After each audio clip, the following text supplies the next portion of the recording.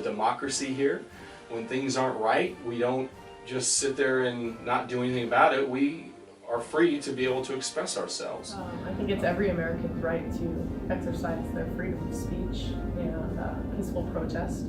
And I've had the privilege of coaching some young women who have come to speak to me about peaceful protest.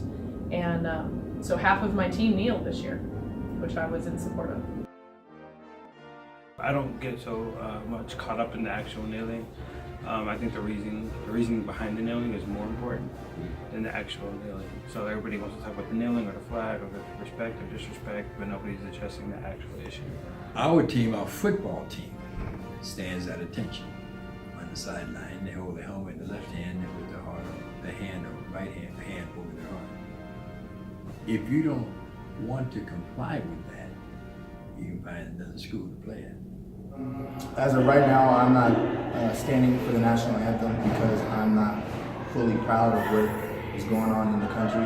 And I feel that even though sometimes we are being attacked for kneeling, we have the right to stand up or kneel or whatever we choose so, because it's America. My initial thought of it was disappointment, because at first you're thinking they're disrespecting the flag and what the flag means. And then the more you read into it, the more you kind of understand where that particular individual was coming from with respect to why they were doing it. I feel like it's for a cause, and I feel like people aren't doing it just to blatantly be disrespectful. I feel like people are doing it for a cause and for a message that needs to be heard. It's not about the social issues. If that was the case, we'd all be taking a knee because we all realize we got problems. If you cannot stand for 2 minutes to give respect for the people that gave the ultimate price, laid their life, lost limbs, all other sacrifices that come with combat war, then in my opinion, you're missing the boat about the whole thing. So now everyone's like, yeah, you're right. They are disrespecting our military. It's like, no, they're not.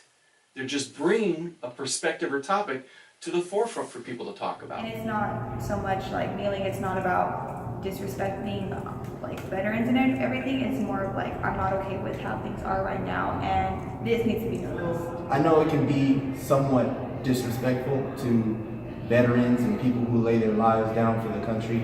There are many different ways. Like, we could do peaceful marches, we can have speeches, but I feel like everyone has their say in whatever they do, what they can do is what they can do. Right. So how I show it is by kneeling.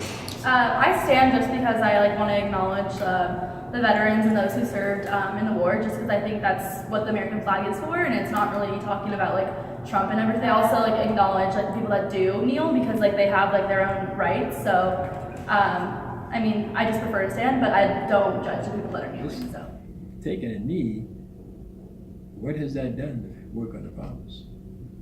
It just kind of divided. Them that they're talking about it, aren't they? You're talking about it because these players kneeled.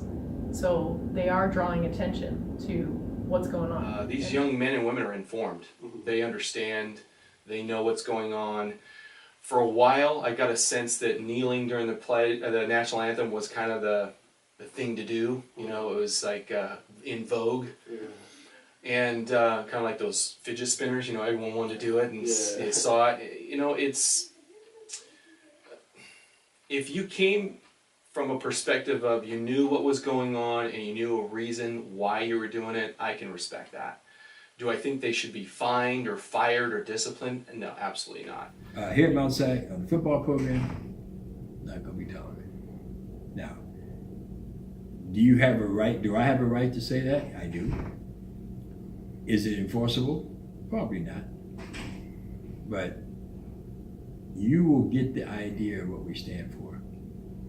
It might not be pleasant for you to stay here. We don't really got time to mess around like that. We trying to win. Yeah. We don't got time to be thinking about that stuff. But outside of it, we have time to think about it then. But not when it's game time. It's game time. We're not really focused on being politically correct or anything. It's really about winning. And I guess that's what is really bad about people thinking that, oh, since you have this such a big role in this, you should do this.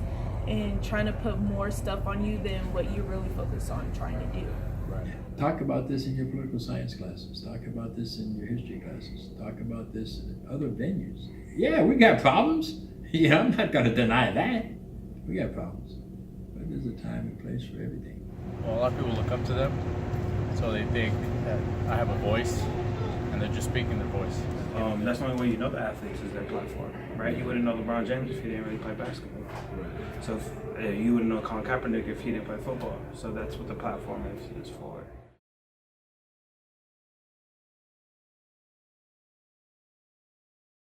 It'll probably be split, but it wouldn't be supporting, who's our president. It'll probably be supporting, just representing our country. Right before a game, and anything that's team related, we do as a team. So it would have to be a full-on, unanimous decision by absolutely everybody in our locker room. We're going to support each other. We're one big family, and we're going to be, by each other. It doesn't, race and religion doesn't play a factor in that at all. Once you're in the locker room, it's kind of like a sacred territory. I mean, we're not here to tell them what's right and what's wrong. It's like what comes in from them. So like on what their perspective is, like do what you want to do. Yeah, it's just more of like express how you feel the way you want to feel, and like whether you do it or you don't, we're a team, we're not going to judge you about it. They would not be kicked off the team. We would have many discussions trying to get them to change their mind.